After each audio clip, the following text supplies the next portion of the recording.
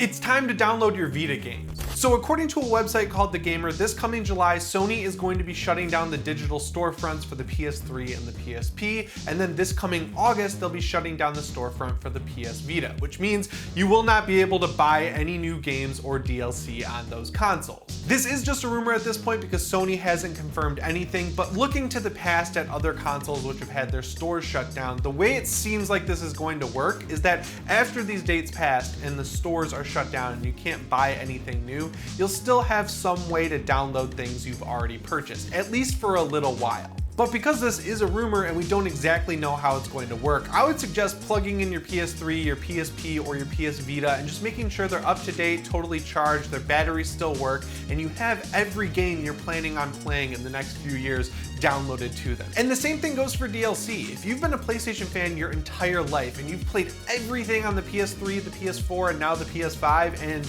you have games like Fallout 3 or Fallout New Vegas, which have awesome DLC, go make sure you have that stuff downloaded, because it's gonna really suck if you wanna boot up Fallout New Vegas and play the Dead Money DLC. I don't know why that would come to mind and you would want to play that one day, but hey, if you do, and you don't have a PC or an Xbox or another way to play that stuff, and the store's shut down, you're just screwed. You're gonna be SOL, and Sony's definitely not gonna come to help you. And of course, because this is Sony we're talking about, the conversation does not end at all with the store shutting down. Everyone knows that the biggest thorn in Sony's side right now, other than the fact that they can't make these consoles fast enough, is their complete and utter lack of backwards compatibility. Because there's not a lot of native games for the PS5 right now, it's basically the same situation as we had on the PS4, which was you can play PS4 games and you can play a few PS2 games that you'll have to rebuy. And the even crazier thing is that once these storefronts shut down, you're not gonna have a quote-unquote legal way to play PS1 or PSP games emulated on really any console.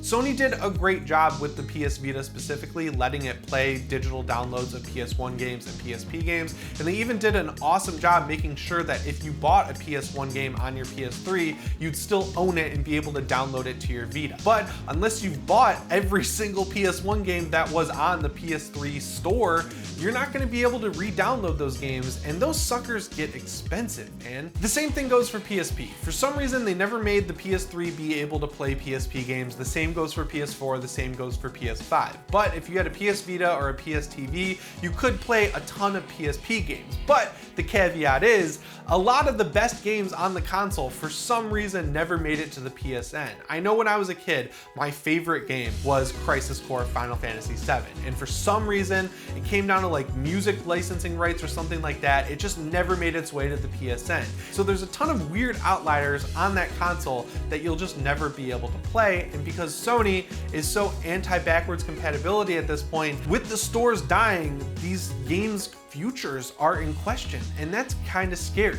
And I know it's easy to sit there and say, well, if Sony's killing these stores, maybe they have some idea of what's coming down the line, but based on what Jim Ryan has said in the past, Sony does not really care all that much about backwards compatibility, because I think the line was, people really request backwards compatibility a lot, but when they have it, they don't actually use that. And that's kind of a weird thing for Sony to say, because, you know, they just really haven't ever offered some great backwards compatibility on their home console, so how would they even know if people are using it or not? And if you're one of the few stubborn people out there who really don't like streaming games over PS Now, so you kept your PS3, that solution is not foolproof either, because the PlayStation 3 uses the clock in the console to sync with the server to make sure you're allowed to play digital games. So if Sony is already shutting down the store, that means one day they could shut down the server that syncs with your PlayStation, and then bam, all these games you spent all this money on to download are just not yours to play anymore. The scariest thing to me though is that the only option Sony is leaving us with at this point is to figure out how to emulate these games on PC ourselves. Now, when you make your way through the history of PlayStation,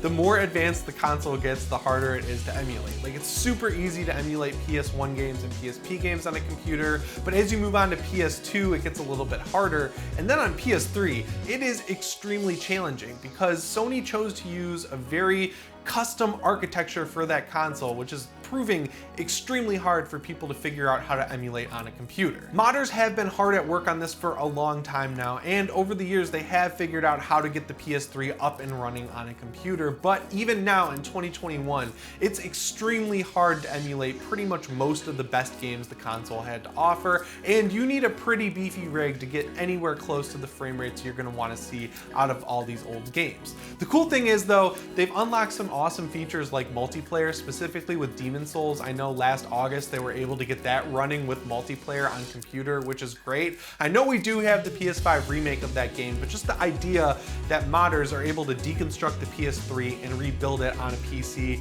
and let people take advantage of these features that Sony is adamant about shutting off. It's like the one silver lining when these crazy news stories come out about console developers just completely abandoning their old software. When you take a look at what really matters in the console gaming sphere right now, you have the PS5, you have the Xbox Series X, and the Nintendo Switch. Nintendo is firmly planted in the middle here when it comes to backwards compatibility. On older consoles like the Nintendo DS, the 3DS, the Wii U, they were great about having a ton of old games to play for like $5-6 a pop. You could even play Nintendo DS games on the Wii U, which was awesome. But when it comes to the Switch, they've definitely been lacking there. You can play a few SNES games, like all the best ones in my opinion. You can also play a bunch of NES games if you subscribe to Nintendo Switch Online. And of course, a lot of the Wii U's best games have made their way over to the Switch at this point, but a lot of the great games that came out on the Wii are still stranded on the Wii, but at least they're attempting to do it in a somewhat good way. Xbox, on the other hand, is 100% the gold standard. I love playing old games on my Series X. It's crazy that if you have original Xbox discs, if the game is supported on backwards compatibility, you can put that disc in your console, and yeah, you'll have to download the new version of the game from Xbox's servers, but at the end of the day, your original Xbox disc still works on the Series X. And the same thing goes for Xbox 360, the same thing goes for Xbox One. And especially when it comes to Xbox 360 games like Oblivion and Morrowind, they're doing some really cool stuff by increasing the frame rates in those games to a locked 60 frames per second. And they're not stopping with those old consoles. I know that Fallout 76, Fallout 4, and Skyrim Special Edition also got updates to their Xbox One versions to run at 60 frames per second on the Series X. And that's just stuff you're not really seeing on the Sony end. I know they really have done a good job at going back to some of their PS4 games like Days Gone and Ghost of Tsushima and updating those to run better on the PS5, but they're giving away a complete edition of Horizon Zero Dawn in just a few weeks, and that game does not have a PS5 update. I feel like Xbox is just eating Sony's lunch, and Sony is just committed to doing the bare minimum because they're at the top. And when you look at the landscape right now, they're severely lacking in backwards compatibility, and now they're shutting down their stores, so I just really don't know what people who want to play these older games are going to do, and that's kind of disappointing. My one big hope here is that the fact that Microsoft just bought Bethesda, who's one of the biggest publishers and developers in the entire industry, will sort of light a fire under Sony's ass to bring some more features to the PS5, specifically speaking about backwards compatibility. At this point, the fact that modders, people sitting in their basement, have been able to figure out how to get a PS3 running on a computer, that basically leaves no excuse for Sony to be able to figure out how to do it on a PS5, because I don't know if you've played that console, that thing is fast. It is awesome, it is powerful, and in my opinion, knowing nothing about emulating consoles, I think if they really committed to it, they could get it to run some PS3 games pretty easily, and at that point, come on, you could get it to run PS2, you could get it to run PS1, hell, you could even get it to run PSP and PS Vita games. Sony has been great for a long time now and making some awesome first-party games, but they've always kind of forgotten them. And I feel like we need that PS Vita, PS3 era Sony back, where they're really keeping the consumer at the forefront and putting in some work on the back end, even though they're not going to make gangbusters money out of it right out of the gate. But that's all I have for you today on PlayStation News. I'd love to hear from you down in the comments below about everything I talked about today. And remember, if you want to stay PS ready, make sure you're subscribed with the notifications set to all. As always, my name is Jimmy Champagne, and I'll see you in the next one. Thanks for watching.